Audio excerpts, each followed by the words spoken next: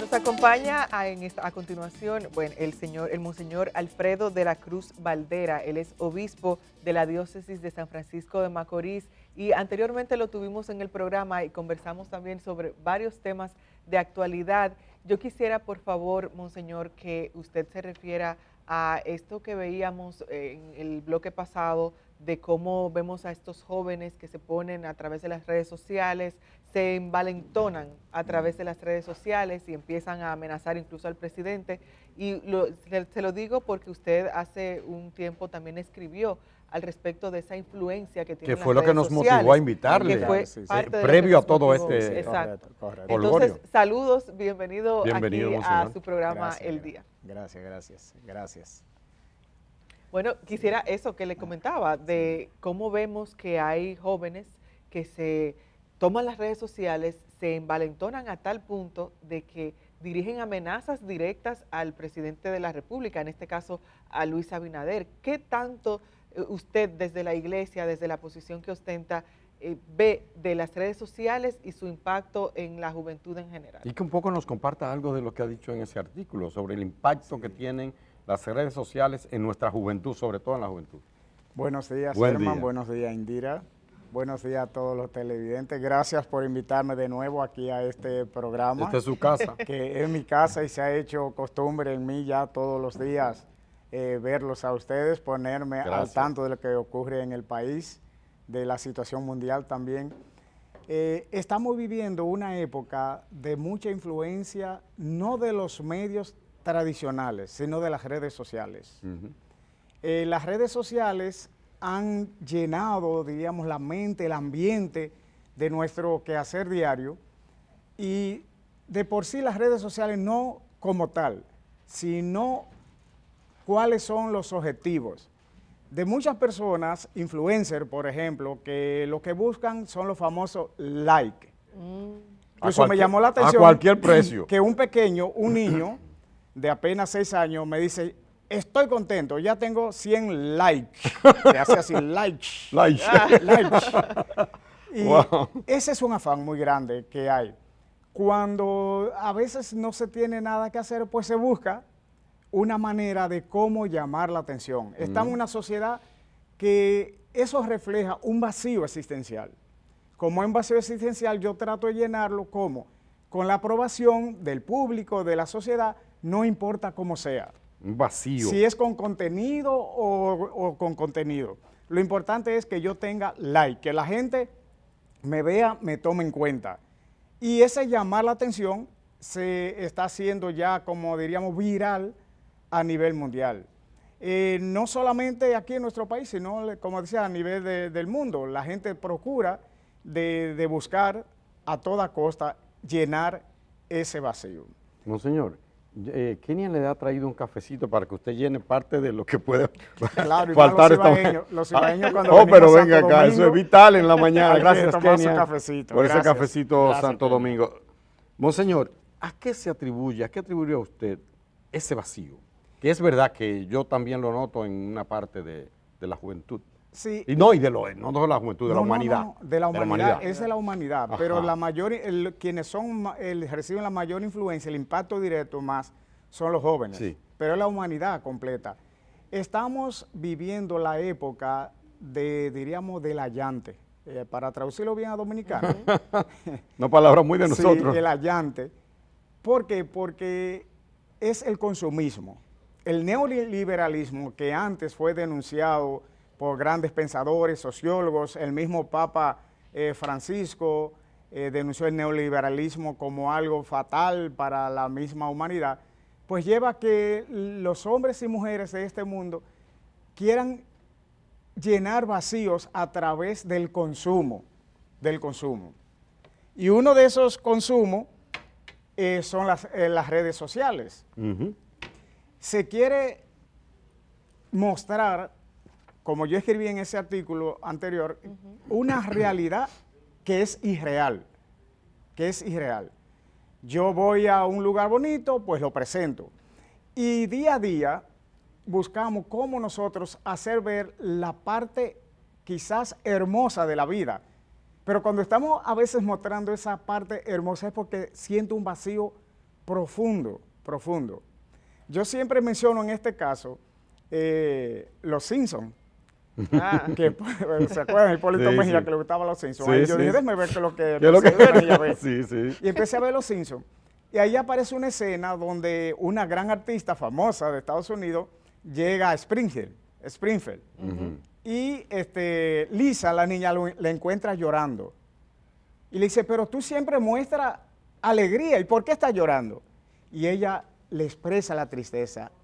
Y la respuesta fue, te conjuro porque me haces ver una persona que no eres, Wow. que no eres.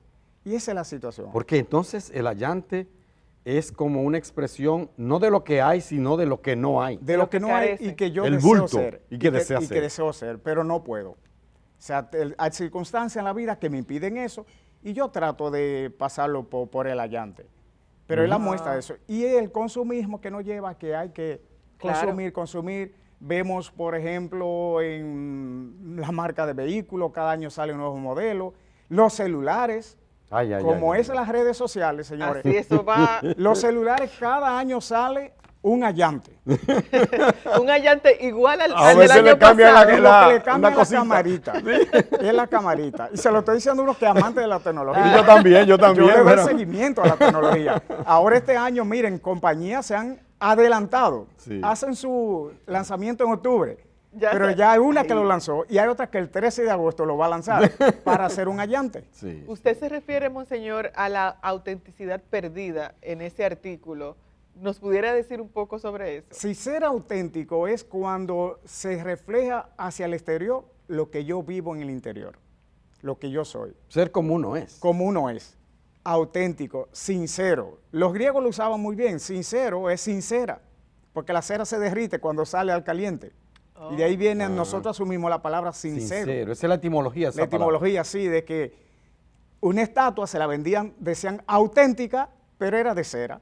Cuando la gente la sacaba, que le daba el caliente, que empezaba a derretirse. Ah, wow, no sabía. Entonces tiene que ser auténtico. Autenticidad y sinceridad es lo mismo, prácticamente en el lenguaje. Sí. O sea, el auténtico es sincero, muestra lo que es y expresa en su compartir lo que es. Y eso es lo que estamos faltos de Pero- sinceridad y de autenticidad. Pero es un modelaje, es como que el modelo es hacia la no sinceridad, no sinceridad. empezando por las figuras más altas. Claro, claro. Se busca la mentira también. La mentira se ha hecho muy, muy normal en la sociedad de hoy. Ya hasta se ve como que no es pecado el mentir. Y es un pecado. Claro, es un pecado. Y aparecen nosotros los cristianos lo allantamos un poquito diciendo que es una mentira piadosa. Ah, sí. Pero la mentira Una mentira blanca. La mentira es No hay mentira. mentira blanca ni mentira piadosa. La mentira es mentira. ¿Y cómo se llega, monseñor, a ese punto de que se considere que no está mal mentir, que es algo normal, que hay mentiras piadosas, etcétera? ¿Cómo se llega a ese punto como sociedad? Primero la educación en la casa.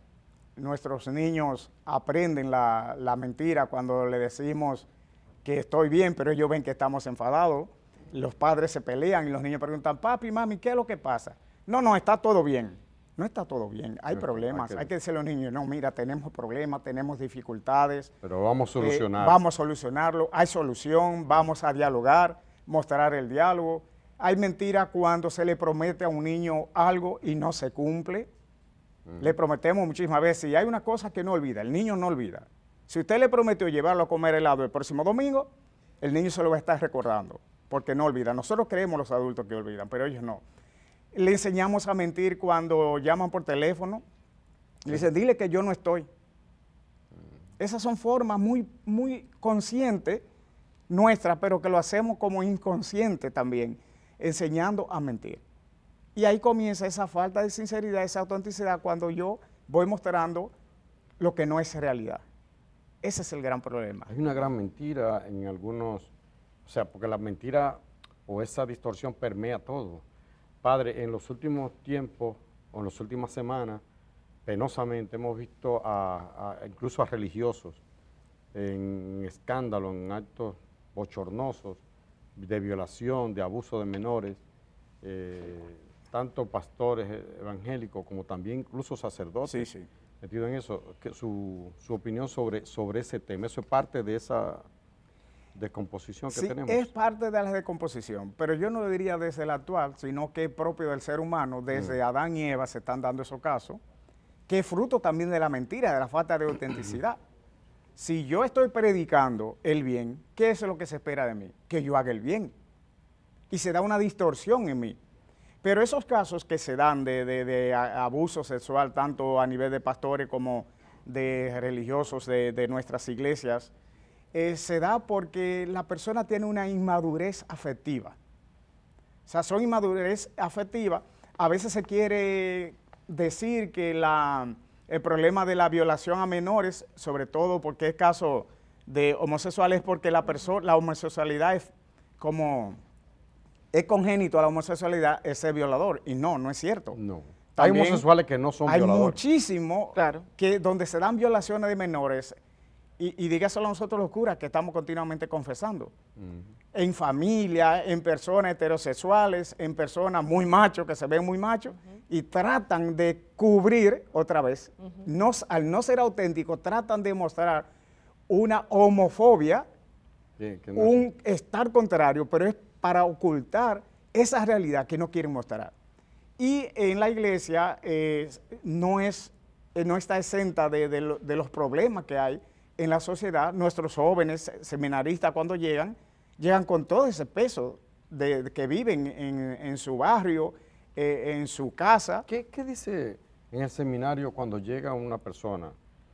No digamos que afeminado, porque eso no tiene nada que ver. Hay afeminados que son más heterosexuales Sí, totalmente. Sí. Y hay otros, como usted dice, que son con su barbota y bigotón y un macho man y en el fondo son tremendos homosexuales o son simplemente homosexuales. ¿Qué pasa en el seminario si se ve? Yo vi un pronunciamiento del Papa que decía, hay que permitirlo. Pero aquí en República Dominicana, que es una iglesia conservadora, usted me disculpa, padre. Claro, sí, usted me disculpa, monseñor, pero la no. iglesia de nosotros es conservadora. No lo niego. No, sí, estamos hablando de una iglesia que va avanzando, perdóneme, no estoy suavizando la cosa, pero pues sí, va avanzando, que tiene ahora un grupo de intelectuales, creo yo, en la conferencia del episcopado, pero que tiene también un grupo de gente del siglo XVIII. Sí. En la sociedad, reflejo de ¿Qué la pasa en ese seminario? Cuando llega una persona que puede decir a algún amigo o que el director o el profesor se da cuenta que tiene una inclinación homosexual, ¿lo sacan o qué hacen ustedes? Hasta ahora, como una sociedad conservadora, lo sacamos inmediatamente. ¿Ustedes lo sacan? Inmediatamente. Pero eso no es discriminación. Sí, inmediatamente, Ay, sí. ¡Ay, Jehová! Por eso, gracias a Dios, usted afirmó, somos una iglesia conservadora. Muy. ¿Qué es lo que se busca dentro de la iglesia? De que esas personas necesitan una mayor educación afectiva. Okay. Que se le dé seguimiento, que se le ayude a aceptar su situación. Pero no hay ex. Y mejorar. Puede haber un ex sacerdote. No hay ex. No hay ex. No. Por eso mismo, la misma fe, la misma iglesia se va ayudando de la ciencia. Okay. De lo que la ciencia psicológica, de la psicología dicen. De ayudar que en su afectividad pueda asumir la vida del celibato. Okay. La vida del celibato. Hacia ahí se educa el joven, heterosexual, homosexual, lo que sea. Hacia la aceptación sana de la afectividad y de que se comprometa a vivir el celibato con lo que conlleva. Porque se le hace difícil al heterosexual como al homosexual. Claro. Y el mismo sacrificio se le hizo difícil a Jesucristo. Sí, el mismo a Jesucristo se le hizo difícil el celibato. Sí, correcto. Y fue célibe Jesús. Fue célibe, sí. Ajá. Fue célibe. Y María, claro. Y la Magdalena. No, esos son cuentos de camino.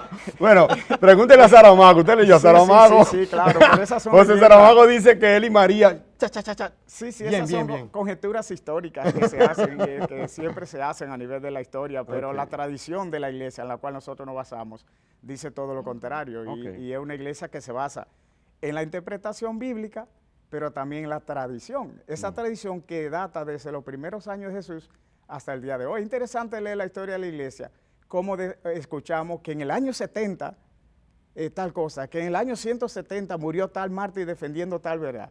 Uno dice, caramba, pero es verdad que desde Jesucristo hasta el día de hoy hay una continuidad. Entonces esa es la situación. La educación afectiva y de aceptar el celibato como un modo de ser. Y no llevarnos, yo fui formador en el seminario. Yo decía, muchachos, vean, no hagan del celibato una queja. háganlo un sacrificio agradable a Dios, porque también el que está casado tiene que hacer su sacrificio.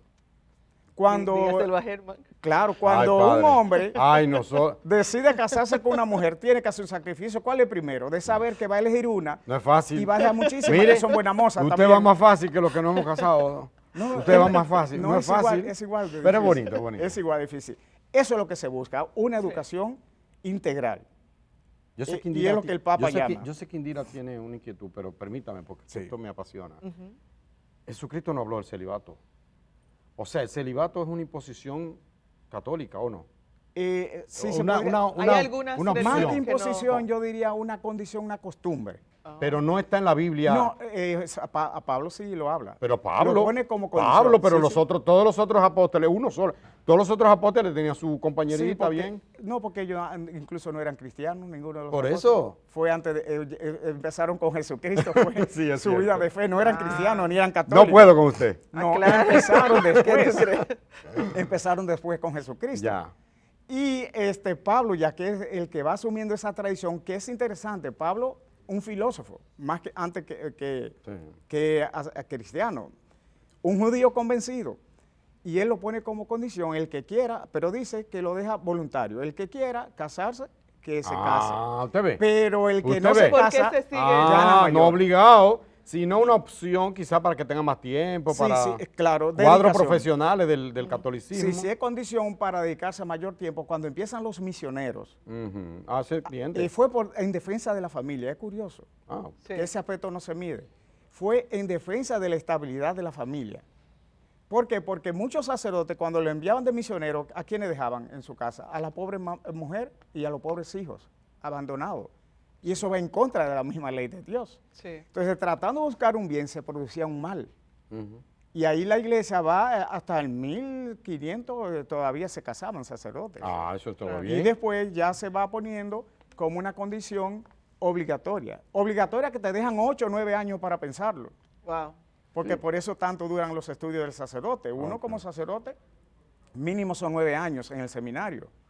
Y son 9 años donde tú estás escuchando diario eso, la educación sexual, la afectividad, la opción que no debe ser algo obligatorio. La Si tú- tentación de la carne. la tentación de la carne. Si tú no estás todavía claro en tu asunto, Puedes- retrasa un poquito la Claro. ordenación. Ok. Claro. O sea, es muy libremente que se toma, no se obliga. Monseñor, vemos, y bueno, teníamos algunas imágenes antes de iniciar este bloque del Congreso Nacional. En el día de hoy se espera que haya vistas públicas en torno a todo este debate que hay con el proyecto de ley que crearía el Código Penal con nuevos artículos y demás. Y parte de esa discusión que se tiene con el Código Penal, hay primero una discusión que sabemos la posición de la Iglesia con respecto a las 3 causales, es algo que ya se ha comentado, la Iglesia tiene su posición y los otros grupos otra, pero hay un artículo que llamó mucho la atención, que es el artículo 14, con lo referente a la responsabilidad penal, y ahí se incluye también a las iglesias, y parte de lo que se ha criticado ahí es el tema del encubrimiento. Cuando, por ejemplo, vemos este tipo de casos de abusos y demás, se ataca y se dirigen las armas a el encubrimiento de parte de la iglesia de casos bastante serios. Entonces, quisiera en la medida de lo posible que usted nos opine al respecto. Al respecto, yo pido a los legisladores que se lean todo lo que son los protocolos del cuidado que la Iglesia Católica tiene actualmente, de todos los reglamentos que hay en caso de violación a menores y personas vulnerables. Lo tenemos así, menores y personas vulnerables, donde los legisladores tienen que leerse esos protocolos para ver cómo actúan. Hoy en día, en nuestra iglesia, si yo como obispo me llega una denuncia de un sacerdote en mi diócesis que viola un menor, el reglamento dice inmediatamente, sin investigar, ¡pam!, proceso cautelar dentro de la iglesia. ¿Qué significa proceso cautelar? Yo lo tengo que decirle, bueno, mira, a esta denuncia no me celebre la Eucaristía, no escuche confesiones, En stand-by ahí. en stand-by, se deja en stand-by. Y se procede a una investigación eclesiástica. Se forma un tribunal que tenemos siempre, en la iglesia tenemos tribunales también, un tribunal eclesiástico. No como la Inquisición. No, sino- jamás, Ok. jamás. se forma una comisión de estudios previos, se llama Comisión de Investigación Previa, que es donde analiza el caso, lo presenta y si hay culpabilidad, ese sacerdote es expulsado y se debe poner a disposición de la justicia. Pero y en los casos donde hay encubrimiento, porque por ejemplo vemos en Estados Unidos donde la iglesia ha tenido que pagar millones de dólares a víctimas de abusos sexuales de parte de sacerdotes por encubrimiento de parte de la iglesia como tal o de esa diócesis como tal. Sí, ahí voy a la segunda parte. Si como obispo se descubre que yo no le hice caso, yo pago también, como obispo. Soy suspendido. Y hoy en día escuchamos tantos obispos que han sido suspendidos, como nunca en la historia. Como nunca en la historia. Sí. Obispos suspendidos. Antes lo encubrían, lo trasladaban. Claro. Obispos que son llamados a renunciar. Cuando usted oye que dice obispo renunciar, hay que buscar siempre por qué razón renunció. Se le pide inmediatamente. ¿Por qué? Porque el encubrimiento en la iglesia está prohibido. También, en muchos países, la iglesia como tal asume, que en esta palabra, en este sentido serían las diócesis, tienen que asumir. ¿Por qué razón? Porque eso es, ¿cómo se llama? Jurídicamente, legalmente. A nivel de derecho canónico. Sí. En la revisión. Tienen que responder a... Tiene que responder a las víctimas, ya sea a nivel monetario o sea a nivel moral, una recompensa tiene que dar. Tiene que someterse a la solicitud de las víctimas. Y eso lo hacen las diócesis, no el Vaticano, porque la iglesia tiene su organización, pero la diócesis tienen que responder a nivel eclesial. Y si eso es dentro de la iglesia, entonces ¿por qué estamos discutiendo esto? Por eso digo que los legisladores deben de leerse la legislación actual de la Iglesia Católica para esa parte del código. Por otra parte también, claro está, tampoco podemos decir que toda la iglesia, sino hay personas concretas dentro de la iglesia. Claro, el representante es responsable. Debería quizás revisarse un poquito ese artículo 14 de mencionar solamente la iglesia, el Estado, los ayuntamientos, porque las empresas también tendrían la misma responsabilidad si una empresa encubre, porque hay que distinguir entre cuando es el individuo o cuando es la institución como tal que se convierte en encubrir esos casos. Si la empresa X dice, yo voy a encubrir a mis empleados, cuando sucede esto, la empresa tiene ahí que pagar. Si es como empresa. O sea, tiene que hacerlo. ¿Por qué? Porque hay una responsabilidad ya también. Pero no se dejaría, monseñor, en manos de la propia iglesia que se juzgue o que ustedes tienen el derecho canónico, muy bien, tienen los tribunales, pero yo pienso que se dejaría a discreción de la iglesia juzgar a sus propios integrantes que encubran en determinado caso un tema de abuso sexual o demás. Porque, yo entiendo el hecho de que ustedes tengan las medidas, las disposiciones, pero eso es como que dejemos que sea la iglesia que se encargue de eso y no un hecho que afecta a una o varias personas, que lo tome la justicia como tal. Sí, no, es que dentro del proceso está. Lo primero es la investigación previa que se da en los tribunales eclesiásticos. ¿Por qué? Porque no podemos juzgar a una persona simplemente por el hecho que se dijo. Hay que presentar pruebas. Una vez que se presente prueba, el obispo, como responsable de su sacerdote, debe dar lugar a la justicia. Y si los casos son evidentes, porque hay casos que son evidentes, que hay evidencia inmediata, se debe proceder inmediatamente. La iglesia ha avanzado muchísimo en ese aspecto, mucho. Y por eso me llama la atención que se esté discutiendo esto a nivel de la legislatura. O sea, ¿por qué? Porque la iglesia ya avanzó mucho en ese sentido a nivel mundial y nosotros los obispos lo tenemos claro. Pero en un estado eclesiástico se entiende, pero en un estado laico, como el de nosotros, no se comprende que se ponga en el Código Penal que la iglesia está exenta de responsabilidades penales en este caso. Yo quisiera saber si fue la iglesia que presionó o que pidió, que solicitó, o si son legisladores para hacerse lo gracioso con ustedes, que nos gustaría tener claro eso. Que yo sepa, como iglesia nosotros no hemos tomado... O sea, la conferencia del episcopado, una figura prominente, no ha solicitado a los legisladores... Ni acercamiento a los legisladores. No ha habido ni acercamiento a los legisladores ni solicitud al respecto.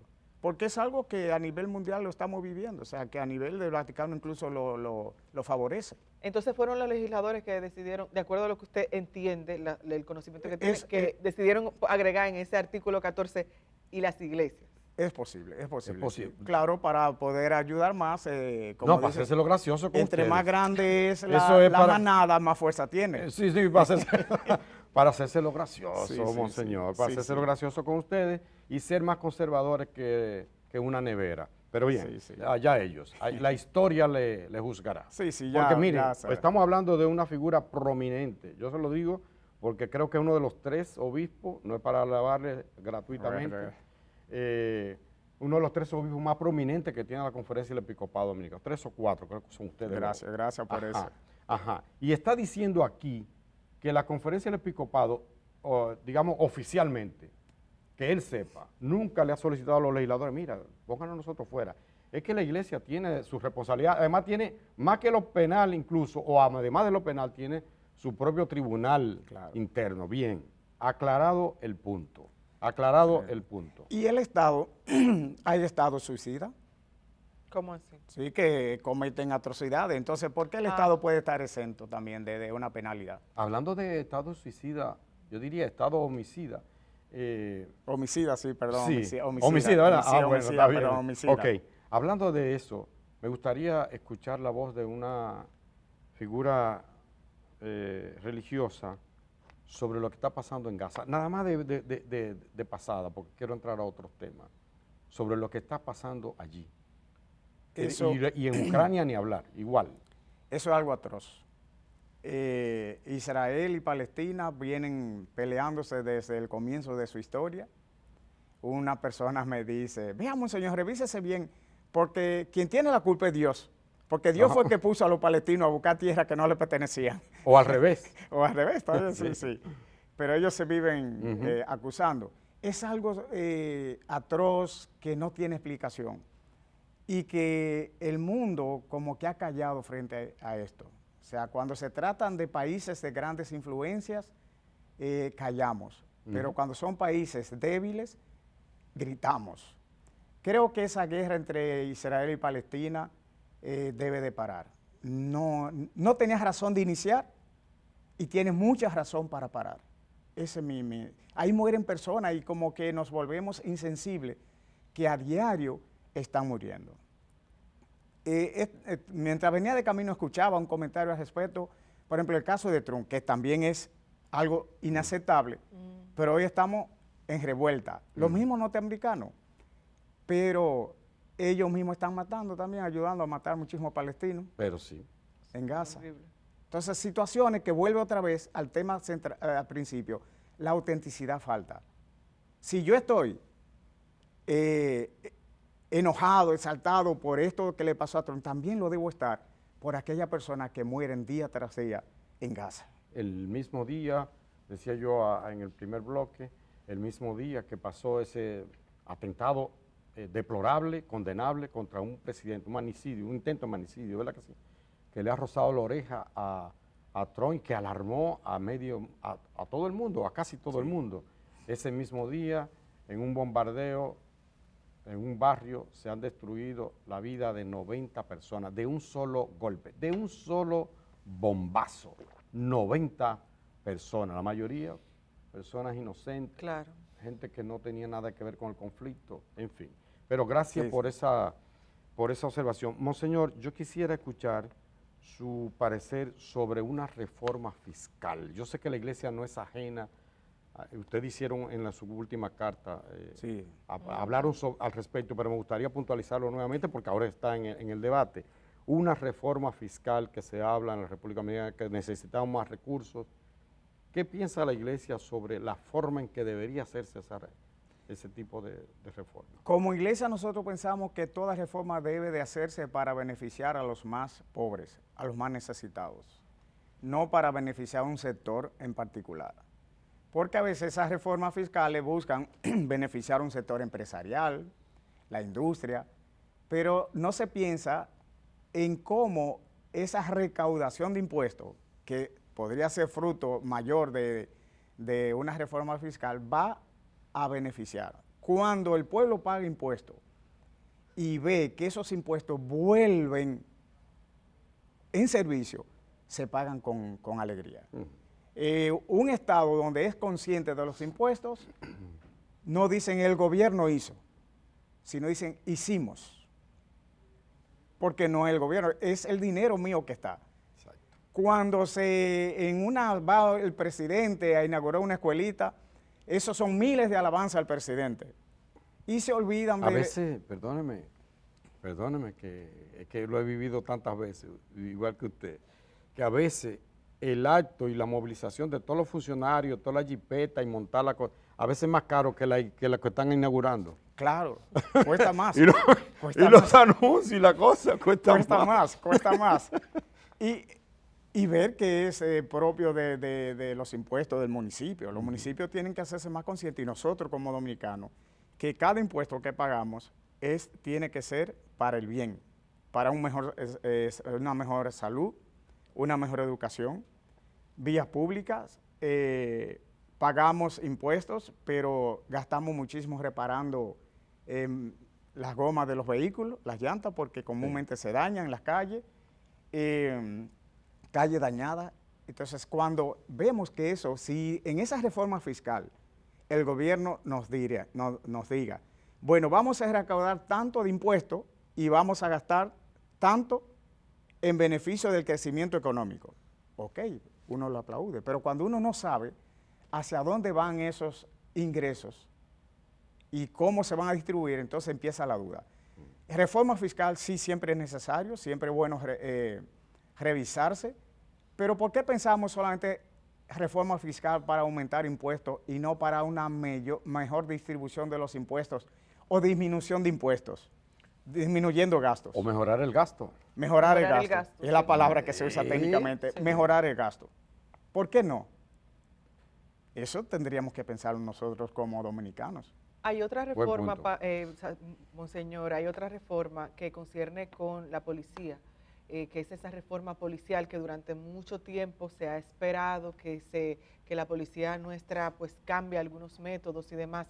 ¿Qué tanto tienen ustedes que ver en esta reforma? Si se le han acercado también como iglesia y con la incidencia que tienen en las comunidades, ¿y qué opina usted al respecto? Sí, se han acercado a nosotros. El ministro de Interior y Policía ha visitado la conferencia varias veces. Tenemos contacto directo con el ministerio y un diálogo constante. Y creemos que sí, que es más que necesaria. Y ese proceso que ya se inició de educación policial está dando su fruto ya. No tan rápido como uno cree, pero lo está dando, que uno encuentra, no sé, pero por lo menos en San Francisco ya encuentro que los policías son más educados.